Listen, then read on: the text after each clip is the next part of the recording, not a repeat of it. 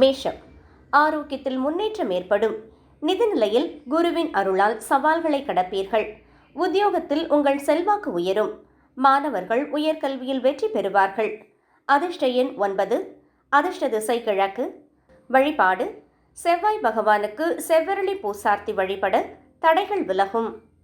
ரிஷபம், உடல் நலம் மேன்மையடையும். குடும்பத்தில் பழைய நினைவுகள் மகிழ்ச்சியை தரும். தொழில்நுட்பம் சார்ந்த பணிகளில் வெற்றி கிடைக்கும்.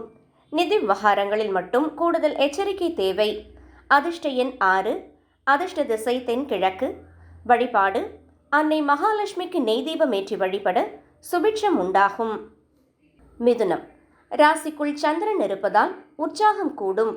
நிதிநிலையில் நல்ல முன்னேற்றம் காண்பீர்கள். உணவு பழக்கத்தில் மட்டும் கட்டுப்பாடு தேவை. மாணவர்களுக்கு கல்வியில் நற்பெயர் கிடைக்கும். அதிர்ஷ்ட எண் 5.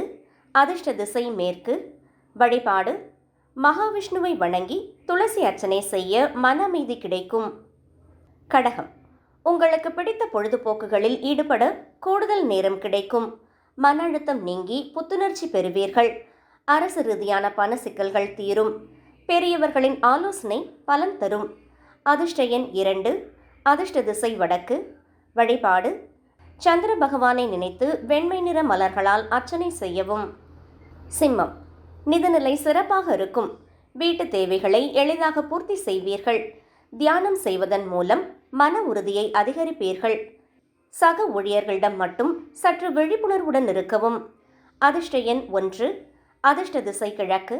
வழிபாடு சூரிய பகவானுக்கு நீர் அர்க்கியம் சமர்ப்பித்து வழிபட ஆற்றல் கூடும். கன்னி, படைப்பாற்றல் மிக்க நாளாக அமையும். புதிய யோசனைகள் மூலம் லாபம் ஈட்டுவீர்கள். உறவினர்களுடனான விரிசல் நீங்கி ஒற்றுமை பலப்படும். பயணங்களின் போது ஆவணங்களை கவனிப்பது நல்லது. அதிர்ஷ்ட எண் 5. அதிர்ஷ்ட திசை தெற்கு. வழிபாடு ஸ்ரீ ஹயக்ரீவரை வணங்கி வர ஞானமும் கல்வியும் பெருகும்.